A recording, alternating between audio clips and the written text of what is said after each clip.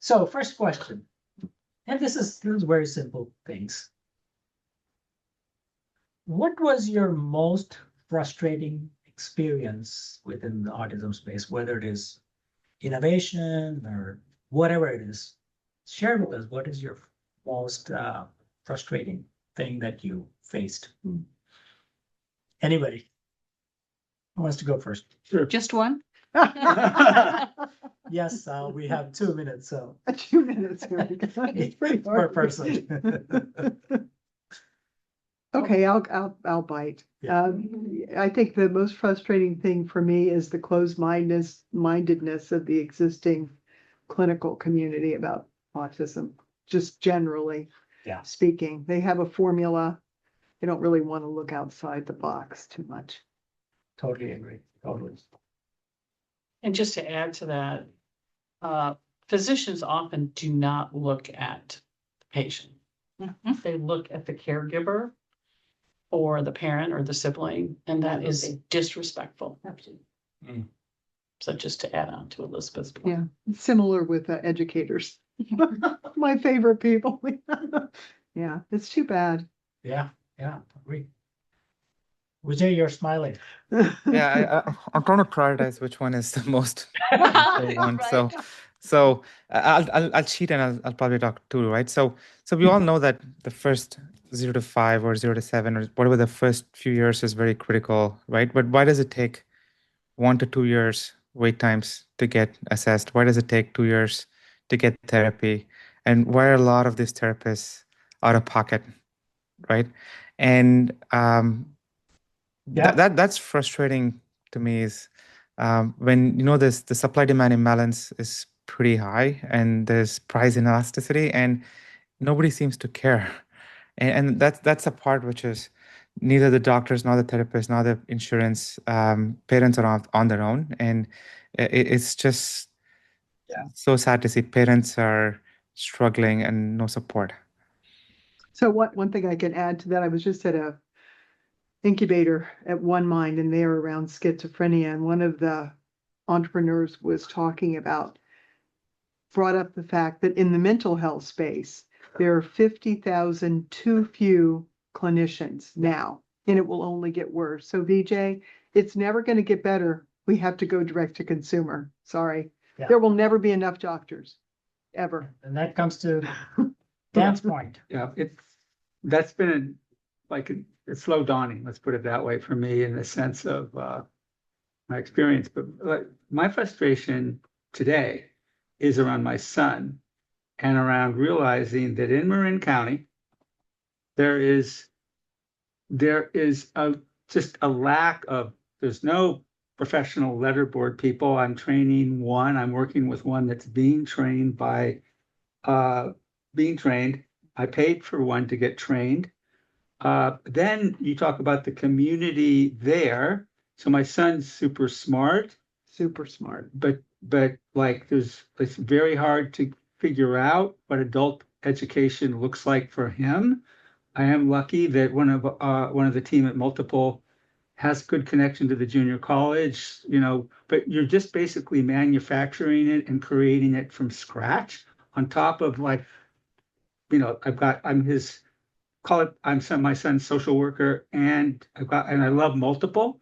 So it's, I think we're all getting burnt out doing this kind of work. But my biggest frustration is, the same thing about the population of newborns, early, young kids, babies. Well, you take that to adults, and at least we have 10 or 20 years of people going, oh yeah, we understand there are autistic people that need diagnosis. Oh, well, they do have to wait for a long time, right when their brain's being developed, things like that. But then you have epiphanies by parents. Oh, my kid's smart. Well, why didn't I figure that out when he was 7? Yeah. That's Or brutal. 3. Yeah. Or 3. Yeah.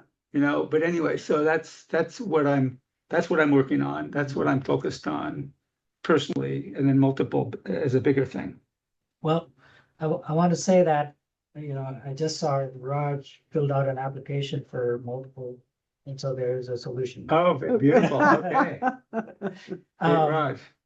Sorry, guy, you were saying something? Oh gosh, I was just saying that I have such a long list. We could be sitting here for an hour, or may more and talk about, the challenges and the frustrations. I mean, it starts with the fact, I mean, I had a thriving career, and as a parent, just like what Vijay said, when your child gets diagnosed, there was or certainly way back then, and the frustrating part of it really hasn't changed much since then. No. Was figuring it all out, and I had to quit my work to take this on. So lack of information. The other thing is, unlike many other fields, so like Uber, for example, it's leveraging unutilized capacity of something, whether it's cars that are sitting here, Airbnb, they're taking unutilized housing inventory. Autism is the opposite. There are not enough resources available. So Ever. the challenge of always finding talent, that it's not just about intelligence, but it's about their emotional intelligence as well, both cognitive and empathy. There's just not enough structural facilitators, as well any incentives. And so as a parent, you are fighting every day. You're fighting due to what's happening at home. You're fighting the system. You're fighting the school districts. You're fighting the healthcare, because guess what? Everything that my son was doing was attributed to his autism. Well, no, so that the fact that every day you are really spending your time fighting the system when you should be really focused on the individual and to helping them prosper. And through this all, of course, there are delightful moments when your child does something new that for you, it's like winning the Olympics, Right, because, for sure. right? So it's that every day is so hard across any system that you are trying to access. Well, one thing I can say about this administration, and again, I know everybody's very worried, but knowing Bobby, he is so interested and so aware of our suffering, because he's done many podcasts with parents with severely affected kids. He absolutely understands and wants to figure out how to change that in favor of the individuals rather than the existing infrastructure. There's a lot of suspicion of the whole ABA infrastructure because he's heard from these parents for all these years who've done. So there is an opportunity, but again, as the community of people who are most affected, we are the ones who are going to have the ideas about how it needs to change. It's not going to come from them. There is no them. We are the only way they can be better informed about how can we do this differently so each of us doesn't have to create our own kingdom, which is essentially what we do, and pay for it out of pocket and struggle to find people and have to build our own. I always say we have to roll our own spelling people. They don't exist. Right. So it is so exhausting. So they do get that. But again, they're not coming at it saying, well, we're going to Band-Aid the existing system as we're going to keep funding the same grant. No, they want to completely re-engineer it so that it works for people like us. So we're not, 20 years from now, we're going to be selling the same story if we don't totally change the way we're thinking about this and find a way to prevent. We could never, we can't, economically, it's going to destroy our country to try to support. If you Bayesian model this thing out, there's no way. We can't do it. Yeah. So we've got to figure out what's causing this. Okay, great.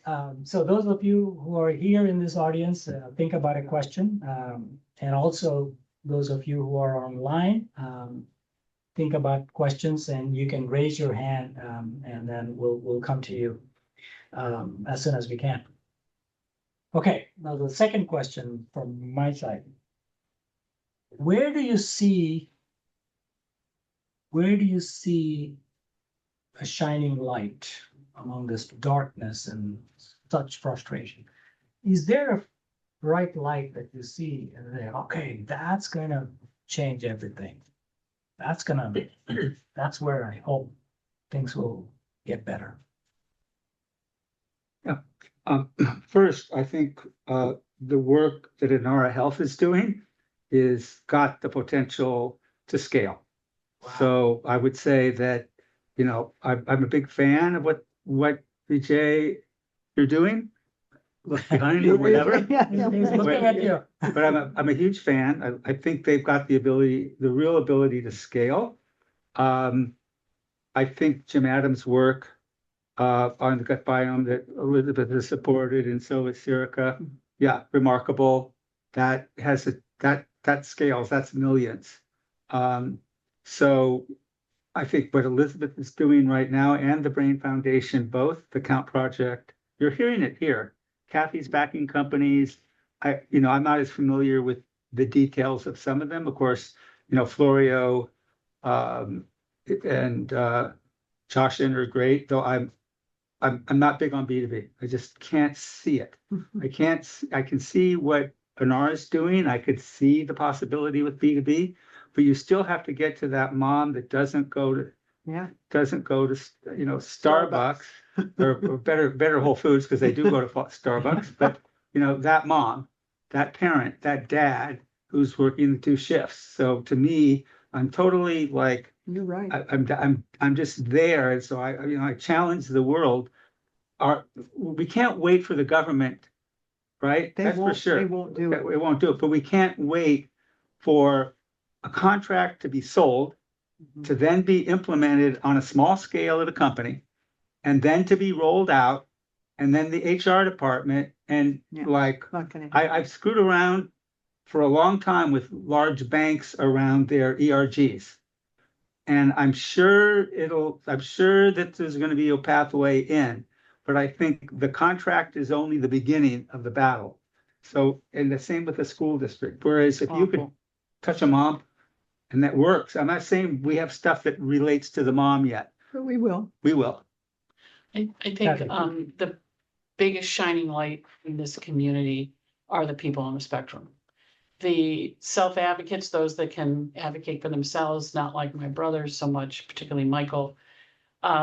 They really have, they blow my mind all the time with their unique thinking. And I think more awareness and the advocacy, the self-advocacy in particular, has helped that. And I hope that light gets bigger, where more people come and disclose, because there's always been people who are twice exceptional, who have high IQs and maybe autistic. They often are embarrassed or just personally don't want to disclose. And so I think the community itself, especially those on the spectrum, having that light get bigger will help all around. I would agree. Yeah. I think a right shining light is light photobiomodulation. Yeah. Seen it, heard some amazing dramatic stories across disease silos of cold laser therapy instantly and dramatically improving. Yeah. The strangest things you could ever imagine, but there are a cluster of companies and people that are working on that right now. And if it works, oh my gosh, it can be it'll be extraordinarily. Yeah, we as the Brain Foundation have actually invested in both scientific research as well as one of the companies that are building these products, and the evidence we are seeing so far is really promising. But I want to go back to something that Kathy said, in terms of the shining light. In addition to the community itself, I have a lot of hope from this current generation, whatever you call them, What are they? Gen Z? No. XYZ. I mean, I can see the way, the difference in the attitudes and the perceptions and the way my son has been approached by people who were 30 years ago versus how it's now. And it's not just about the acceptance, inclusion, but the openness to new ideas. Because one of the things we've encountered in our journey was a lot of dogmas, people having, the think in the box, and that's changing. The second thing that I feel there's a tremendous shining light, and yes, there's reason to be cautious a bit, and no surprise to us of those in Silicon Valley, is how AI has the power to change the lives of people in this community across the wide spectrum, not just in tech solutions accessibility, but in drug development, in helping us find therapeutic targets for autism. I mean, it's so widespread. In employment. An example of this is the work, some of the work we funded at Stanford. So today, if a person doesn't talk, one would assume, one would say, I don't know. At best, if you were being really generous, you're like, I don't know what they know. But at worst, Intellectually and that's what happens to most of the people in the community, that you just assume, because you're not seeing any output, that this person is intellectually disabled. They don't know anything. There's no cognition. Well, how do we know that? Because if you can't extract an output from a person, you don't know. Now we have machine learning algorithms that can be used on something as non-invasive as EEG data to be able to decipher from that the semantics that the person is extracting and their brain is extracting from what is spoken around them. Something like that, if we can really, go through with it and truly get solid methods and processes to be able to do, would be life-changing. And by the way, not just for people with autism, aphasia, stroke. That's when I say autism innovation has the ability to impact not just autistic people, but a whole spectrum of people. So things like that really excite me. I actually spoke with that company about EEG a couple of weeks ago. Cool. So we might try to do a study or something. Cool. All right, Vijay, other than Inara, what other bright lights of hope do you see? Yeah, no, I think just related to Inara as well, right? I think hearing the positive outcomes is the light which keeps us guiding us. Like listening to Sarika's son, listening to Dan's child, listening to Elizabeth's child, and yours as well, Oli's. That gives parents a lot of hope. And the most I've learned from any book or therapy is from parents, right? I think interacting with other parents and other people who have gone before and learning from their journeys is probably the biggest source of knowledge. And how do we make sure everybody has access to that knowledge versus the other extreme, which is going down rabbit holes which don't work, right? So I think more positive stories are very helpful for parents. Right. All right. Any questions from this audience here in the hall? I'm sure you're. Go ahead. I have so many questions. With the one for now.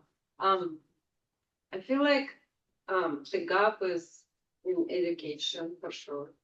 It's not open, and I also struggle. And my daughter is kind of on the spectrum. She doesn't have autism, but she has intellectual disability. She's a very visual learner. So academically, it's like it's standard for all, but really personally, it's not. So I feel like also for the parents who are struggling to find a solution for their kids, there is either nothing out there or too much information that you get lost. I feel if we had like one point of contact or data, some kind of like one website we go to, like Blue Cross Blue Shield, or like you guys are trying to figure out good solutions through your websites and companies and stuff. I mean, it's just like so much. So people feel overwhelmed. They don't do anything. So where do we start? Like, there is no direction. That's why I feel like we are all lost. But also, I'm the advocate for spaces. How do spaces affect people? Yes, big time. It's big time. Acoustics, lighting, Absolutely. noise, all of that. It's if we can create the right spaces for this young adults or kids, they will feel empowered and they will feel confident to strive, right? So I walk into schools and it's not a few. They're awful. I mean, there are so many layers to get to the facilities and procurement. It's just impossible. So I was just talking to the San Ramon School District, and I'm like, can you guys be aware? And they have amazing programs, amazing teachers, occupational therapists, speech therapists, but the spaces themselves are not acute. A simple example, I walked in, and one of the boys had a tantrum, something spiked the anxiety, and they're sitting and waiting until he calms down. There is no boost for him to go in and kind of calm himself down, because obviously something's irritating him, but nobody knows, and nobody knows how to No approach it. padding room available. Yeah. Well, those are being All kind the of other frowned on kids, now. 30 Yeah. kids are also sitting and waiting Unfortunately. and in distress, what is going on, right? There is like no awareness of the spaces, like we have to create the right environment for them. The years ago, long time ago now, I gave a set of recommendations to San Mateo School District to build 4 safe classrooms. Totally green, no outgassing, no fluorescent light, blah, blah, blah, all these kinds of. So they did build them. I never actually went in them, but I know that when I talked with the head of special ed, she was paying close attention and building to the spec that we, all that stuff is unbelievably important. One of the sensors we have in my daughter's classroom is an exposometer. 800 different particulates we're exposed to on a daily basis. It is a massive amount of things. And for certain kids who have certain sensitivities, that's pretty much all it's going to take. My daughter's really sensitive to CO2 levels that can trigger seizure. Now, if we weren't measuring and opening windows, we would never know. Yep. So we have to start looking at, and this is for everybody. Again, this is a health thing. This is not just for autism. This is just a health thing. And again, But education is woefully inadequate. and for I our kids. strongly believe what you've said. If we can help these kids, it will affect Everybody. the masses. Everybody. The masses will be also benefiting Yeah. from all of that research. I've seen special ed teachers. I've walked into classrooms and the special ed teachers had artificial nails, massive amounts of perfume. They're wearing the high heel shoes and all the jewelry. I'm like, what in the heck? And you're working with kids with, that's going to get grabbed. That's going to get broken. You're going to get knocked. Really? Seriously? Educators. What is going? It's like clown world. You can't, but again, those systems are so slow to change. And it almost has to come from on high saying, these are the directives for people who were with sensitivity. This is what the classrooms need to look like. This is what we're going to reimburse on. If you don't clean up and have these people pay, we're not going to give you money. Well, I'm actually doing it now with San Ramon School District, San Ramon Valley School District. We have this extended program from 18 till 22, and I walked in the spaces, busy. Good. I mean, the space looks Hella. like, oh my God, Yeah. like I am getting anxiety Yeah. when I walk in. Yeah. And again, we need to educate the educator. They're Absolutely. so passionate about it. Great. But you're not addressing the neurodiversity. Yeah. You're not addressing the needs of the people who are here. It's really just health. I mean, seriously, and EMF and Wi-Fi and all those things affect all of us. Yeah. It's just that our kids may be more sensitive. Yeah. Right? So In you're going to fact, see like, it in they them have first. A corner for one of the girls Yeah. who they say she has a high anxiety. Well, did you, like this whole room, not this room, but like at the school, it gives me anxiety. Of course, she's like agitated. Like, Mhm. do you understand what you're doing to her? Like, Thank you. and they don't. They don't even aware. Like, it's so Totally get it. surprising to me. Yeah. We Totally hear you. understand that. Yeah. Any other questions from this audience? I Yes, just have ma'am. a comment on this. The school districts aren't doing this. Well, we have some nonprofit organizations that do have those rooms and do Good. have all those considerations. Ability Now Bay Area in Oakland, Ability Path over here, Hope Services, they do have all of this and have all of this in mind and all of the accommodations. And it's really too bad that the school districts don't, because they should. They have to be mandated to do it. They won't Yeah. do it if they're not But mandated to do the it. Yeah. programs that the nonprofit. It also work takes with money. adults I know. with autism do have They're those not money. They're just considerations. spending it on the. And Right, respect exactly. to the quality. Spending on the wrong things. So they really make it work. It isn't that quiet room other people can use during the day. No, it's kept empty because someone might need it. Yeah. Great. Any other questions? You were saying something about laser therapy, right? Something like, maybe I did not hear properly. We're talking about full laser therapy or something like that you are referring? Were you saying Laser- photobiomodulation? Is that what you, no, that's Yeah, not. that's the it. word. Yeah, it's the same. Photobiomodulation, therapy with light. Yeah, photo biomodulation, okay. Yeah. Thank you. Google it. And Oh, there are many that's just one. So these are different neuromodulation Neuromodulation. techniques. So you could do it through the magnetic field, like TMS, Mhm. through light. There's some great work that through which ultrasound technologies are now working on deep brain stimulation in And OCD. some of them are direct to consumer. Some of them you can have at home instead of paying 10K to go spend a week somewhere having your brains out. So we just go and look at Google photobio modulation. Photobiomodulation Okay. or neuromodulation. Or go to the Brain Foundation website, Yeah. Silica Light, no, not, sorry, Silica Light, and then there's a professor at Cal that's also got something. There's a bunch of them. Yeah, right. There's a bunch of them. But I think, aggregating that would be, to the extent anybody knows about those, get them to Yeah. me or our team. And there I'll are get one for you because Yeah. we actually have a protocol with a company that is making these devices that go inside the ear. Yeah.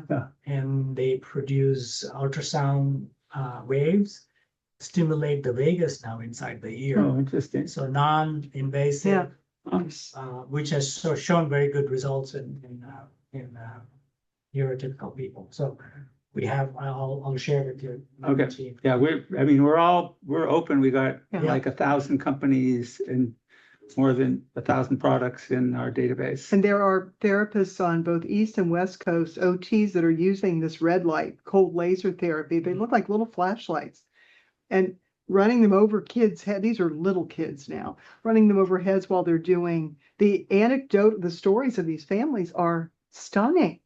From just red light on the different aspects of the head of these kids while they're doing, read about it. It's astounding. Definitely, yeah. Okay. Something's going on. We just don't exactly, I think mitochondrial support, right? It's helping to heal mitochondria, right? Definitely do, more research on those. Yeah. Anyway, thank you very much. We came to the end of this session. There's one more person waving a Okay, hand. last question.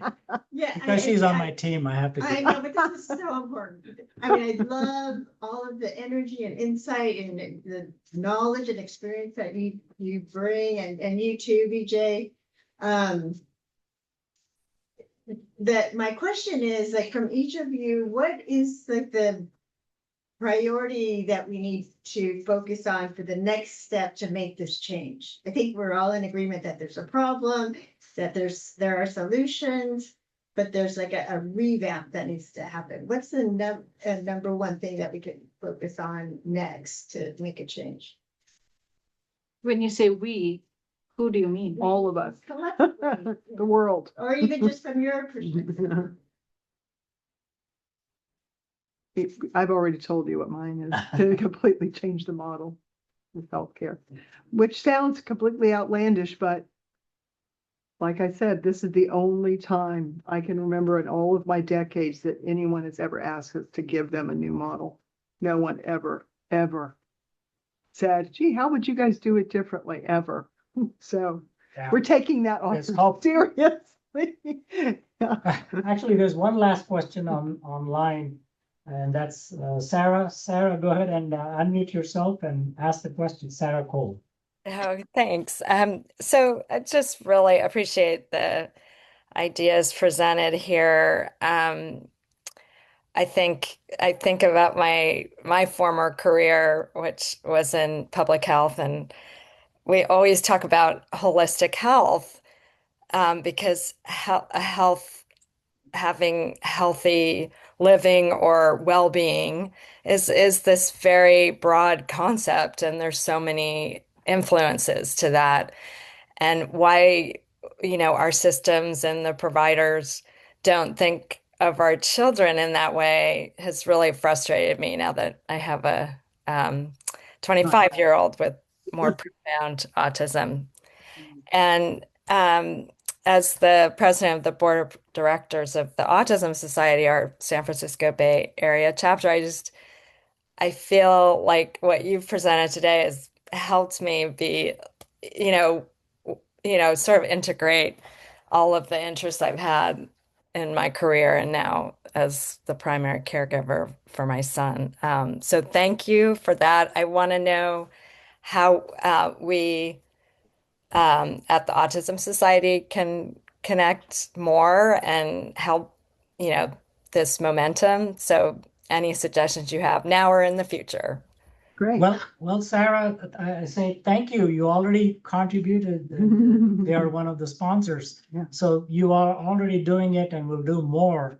But definitely, if any of the panelists have ideas. Well, both to Sarah's point and to Shelley's point, I would say if there's a way that people, startups, researchers, anyone who's doing validation efficacy of something that's helping people on the spectrum in general, if there could be all that information and it could be de-identified in one place or could be shared by the whole community of innovation, that would be powerful. That would be very powerful. That's definitely the aim for this administration's open I just- source. Yeah, complete, no more silos. I'd love to meet you. I've got ideas. You've got a list. No, I've got a small thing. Yes. And I just want to say a big hello to Sarah, because she's my fellow board member. Oh, okay. She's saying hi. I didn't know you were on the board. Congrats. Okay, so thank you to all our speakers. Thank you, Kathy, Dan, Sarika, Vijay, Elizabeth, and thank you to my team for making this happen.